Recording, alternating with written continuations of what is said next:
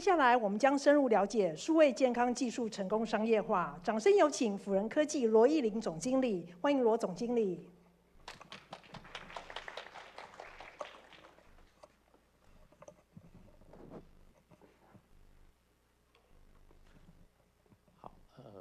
主任，然后署长，然后还有与会的各位老师，还有产业先进，还有各位贵宾，大家好。那很高兴代表辅仁科技来说明一下我们这今天的一个内容。那大家可以叫我燕。那其实当初看到这个题目啊，说实在我是蛮荣幸，但是其实我们也不敢说我们自己已经成功了。但是这个过程，其实我们遇过很多的风风雨雨，有好的，有不好的。那我想说，也借由这一次的机会来跟大家做一个简单的说明。那我先介绍一下我们公司哈。那我们公司啊是一群就是有照护经验的这个资深工程师，然后还有专家组成的。那因为其实我们大家都会老。那我们现在的努力也是为了未来，我们老龄化的环境，然后来做准备。那我们有一个很重要的一个愿景目标，就是我们希望啊，去建立一个不用言语沟通的这个照护关系的桥梁，让尽孝、让照护这件事变得简单。那这是我们一个目标。那在这段时间，其实为了公司营运。我们除了这种medical 这个相关的这个产品跟技术的研发，为了生计，我们也有去接这个军工譬如说像我们跟中科院这边也有合作案子，然后我们替他去设计产品，那来支持公司能够继续活下去那这是我们团队的成员那其实我们做这个技术前后已经10年了。我们感谢这些我们技术的跟经营的股东伙伴。那我是里面最没有专长的啦那我们在这样的一个产品我们从流体分析、软体、硬体、演算法，然后甚至医疗的专业，其实都有这些股东的支持。那我们自己核心的这个研发的能量，在于这个类比讯号的处理跟感测器的设计。那也这10年，其实也感谢有这些专家股东的一些支持，让我们可以走到现在。那我们这个产品的话，其实如果大家可能不是那么了解大家想象一般的气垫在这个照护领域其实是比较常被应用到。那我们让这个气垫智慧化，让这个气垫感测器化，所以我们在台湾做的是气垫式的这个感测器的应用设计。那我们现在在做的是因为其实像2018年那时候，远见有去调查全台湾的这个失能的这个老龄人口其实是比例非常高，而且逐年在增加。那我们呢，其实也在考量就是这个老化的这个周期其实我们有发现，其实从亚健康，然后到就是不太能走、不太能动。到卧病在床，然后到离世，其实这整个lifetime， 其实它会有一些时间序列的一些关系，所以我们的商业模式也是凭借在这个 lifetime 上面，我们希望就是我们用我们研发的这个核心产品来做一个切入，然后就像刚刚前一位我们优秀的厂商讲的，就是说，其实我们希望去整合不同的不管是感测。辨识 AI 相关的专长的厂商一起合作来打团体战，让整个 lifetime 老龄化的这个需求、复杂的需求都能够做一个完整的解决那所以我们前面产品切入了市场之后，我们希望去跟不同的这个模组去搭配。那后续我们可以去不管是对应的人力。或是像主任刚才讲的就是说未来说不定有机器人的导入那或是譬如说像 call center， 还有一些数位工具、软体这些的整合应用，我们让老化这个过程变得更友善那这是我们想要发展的，还有我们的商业模式。那这个部分呢，其实也非常感谢我们医模中心啊，给我们机会。其实今年呢，真的感谢他的帮忙。其实我们的案子其实非常赶，那我们整个需求的推升在去年年底那我们其实刚刚那个黄博有讲说，推升我们大概7位数的这个营收的成长，其实我这边报告有可能会到8位数。哦，所以在此啊，真的，因为我们做这个 medical 相关的这个新创，其实说实在非常辛苦。那尤其在硬体这边其实更累。但是啊，我们在往商业化这一段的最后一里路，其实验证这件事是推波助澜一个很大的一个关键。哦，那这是我们大概最近这半年努力下来的成果，光在台湾，那当然可能陆续国外的也有一些收获跟进展。那我们希望就是说，其实在场如果有一些正在创业或是准备创业的，真的，如果你是在相关的题目，这样子的一个临床的验证收案，这样的中心的这个支持，其实我觉得至少对辅仁来讲，我们是受益良多。那我简单讲一下其实我们切入的是这个，譬如说以跌倒或是床边监视这样的一个角度来切入。那当初切入这个角度啊，本身也是因为我在家里照顾我父母的时候产生的因为其实跌倒啊，对于照护者来说的话，其实非常困扰的。那虽然现在有很多的不同的 solution， 但是当初我们总共选了大概有11种不同的感测技术，但是最后我们选择用气垫式的这样来达成我们的想法跟目标最主要是因为当初我在照顾我母亲的时候，我母亲是过去我们在讲的那个重度的精神分裂的患者，所以我是一个精障的这个照护家庭。那这样子的一个个案的话，其实他对于环境非常非常的敏感，所以我用摄影机，用一些床边可能可以使用的监视器，基本上都会被他否决，甚至被他破坏。那很多再好的设备，基本上不用，其实就没有价值。那后来我们其实找不到合适的，那我们就自己做。那时候也刚好陆续遇到我们这些股东伙伴，所以我们现在的产品跟技术，我们甚至连这个塑胶材质的配方都是我们自己调出来的。那我们是真正就是 Made in Taiwan 而且也是台湾的人才一起来做的。那我们核心的感测技术，大家可以看一下，就是我们的气垫放在床垫下，那它会有一个一键设定的这个匹配的按钮，那它会去记录现在床垫跟床架还有环境的适配程度，它会去调整合适的参数。那变成说设定好 WiFi 之后，它就可以把一般床垫变成智慧床垫，只需要60秒。那我们主要是透过这个气垫把床上的个案它的持续震动的状况，还有它压力变化的状况，我们来做一个状态的判断跟解析，然后汇整分析之后给照护者及时还有必要的这个分析资讯。那这就是我们主要核心在做的。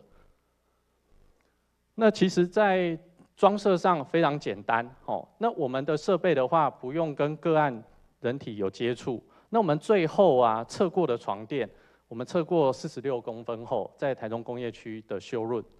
那当初我们在做新创的时候，其实人少没资源。那我们那时候，因为我们公司在台中，甚至台中的 IKEA 它有26种不同的床垫，我们就偷偷拿着我们的感测器就跑进去测试了。所以我们现在敢说，对外大概一般常见的床垫，我们都能测，因为我们测过大概已经超过50种不同的类型的床垫的组合。那这是我们的那个整个 dashboard 的画面，那基本上跟其他类似床边的监视器的那个都差不多，但是我们真正要走向所谓的商品化，用这样的界面，还有这样的产品。可能还缺了一点细节，那后面会再跟大家做一个简单的说明。那另外就是说，躺在床上的个案，他在卧床的时间、睡眠的状况，其实都可以用图像化的报表，一目了然。那另外啊，每一床每个个案，它的状况其实是不一样的。那他需要被提醒，需要知道他的状况，其实应该也是个别设定，所以我们也有提供一个便利的界面，让它可以便利做设定。那包含交接班可能会有一些资讯需要被留存，那这边也可以去做一些记录。那当然，如果说一般的这个机构哦，它可能需要有一些报表应用。哦，那这个也可以去做一些下载跟处理。那包含现在，其实我们当初在设计的时候是没有这个下载的。那我们在实际在导入现场的时候，发现台湾的住宿型的这种养护机构，其实它的痛点除了这个照护上遇到的困境之外，它很大的一个痛点是它要应付所谓的评鉴跟督考。所以这样子的功能其实是因应它的需求，我们去做产生。那这个其实也是分享给各位，就是说我们在实验室做，我们在公司做的应用功能，可能到市场上，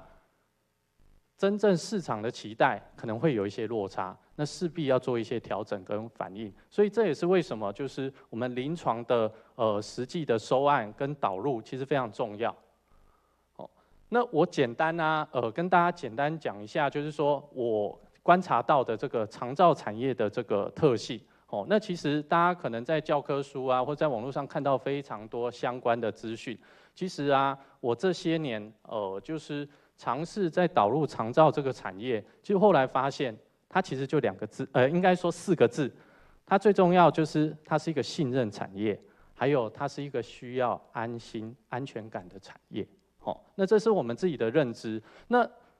安心跟安全感，这些怎么营造？其实说实在，这个就是再回到前面跟大家报告，就是说中心这边协助我们去做一些所谓的这个临床的测试，这样的测试其实会让我们的终端的客户，然后会有增加一些信心跟安全感，然后会愿意开始再去做一些导入使用。那这是一个非常大的推升的助力。那包含今年我们也有机会跟研华电子这边有一些合作。那大家其实如果说有看新闻或了解这个产业的话，其实研华电子在台湾的这个医疗产业、智慧医疗这一段，其实是有一些成绩，而且越发展越好的。那所以其实我们也有幸透过这样子的一个桥梁跟媒介，让整个不管是我们市场或是合作的伙伴合作的机会都有一个推升。那我们简单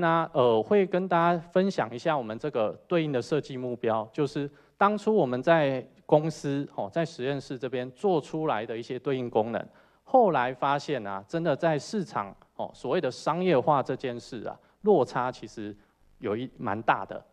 那后面我们总结一个概念，就是说我们希望让照护者能够很轻松，不用改变他服务流程，然后就能够来使用。这个其实非常重要，因为我们面对的长照产业，它是一个比较保守，而且对于这种科技使用跟科技感比较落后的一个不能说落后，应该说接受面比较没有那么高的一个环境跟产业。所以其实我们希望类似的产品或是新的技术导入，不要改变它太多的流程。那对于这个被照护者来讲，最好不要让他穿戴会有额外的负担。那他可以在他熟悉的环境，然后来过他的生活。那这样子我们收集到的 data 也会比较 pure。后面发展出来的 AI 能够更好、更精准。所以其实我们针对这一段其实花了蛮多心思。那譬如说当初我们整个技术，我们是从床垫上做到床垫下，要穿戴就是要充气做到不充气。那我们做隐藏这个设计，就是说，因为很多的长辈他其实对环境非常敏感，就像我妈一样，环境只要有一些改变，他就会担心说，好，如果这个气垫他看得到，就算里面只是微量空气，他会觉得这个会不会电人？这个会不会对他有什么危险？那所以其实类似这样的隐藏设计，其实我们花了好几年的功夫，让它可以实现。那另外就是在照护现场，其实他们非常重视所谓的耐用性。那这刚好跟我们消费性电子的概念是不一样的。那但是我们其实为了因应这个长照的特性，我们也选择让它耐用，然后让它未来其实可以搭配租赁的方式，能够让更多的人来用这样子。那这个是我们在工研院我们去做一些实际的研发还有讨论。那这个其实非常感谢啊，就是当时署长还有资策会今天资策会有长官来就是说包含 IISC 计划还有 AI Hub 这些，其实支持我们去做一些所谓的另外细部的这些创新，让我们商品化这件事能够更贴切市场的需求。那所以这边是我们去做所谓的不需用充气这样子的一个应用的场景那另外啊，像刚才讲的，用的床大家用的床其实都不一样，就算养护机构也是，那或多或少参数都会不一样。所以我们透过 AI 还有一些设定的方式，让整个的这个应用上更容易、更简单让这个现场的照护人员不用费心力，只要会按键，然后就能自己设定。那最后啊，其实针对这个使用者，我们还观察得到几个，譬如说他在使用电脑的时候，他希望不要有太多的萤幕，因为我们不是看股票那所以我们用离线发报的设计，不用去占他的萤幕。那另外就是说他在忙的时候，他可以去做一些通报。那另外他因应他可能有巡检的需求，或是在护理站的需求，他能够用不同的载具，然后来做使用。那最后啊，像那个像我们现在有一些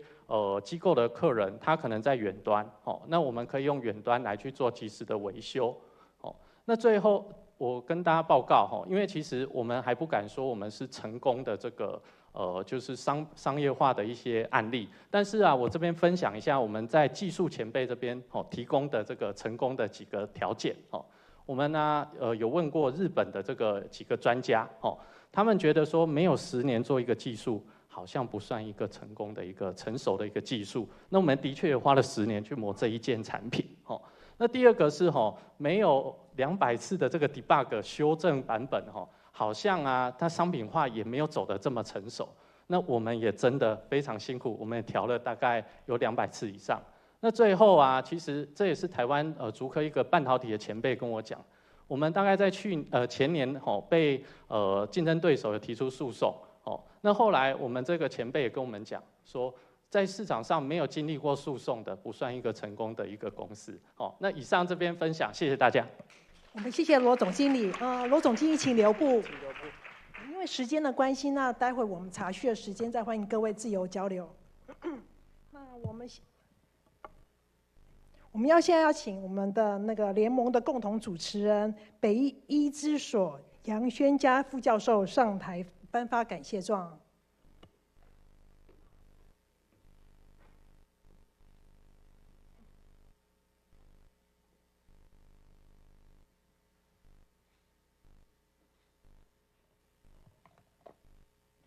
再次谢谢罗总经理以及杨副教授。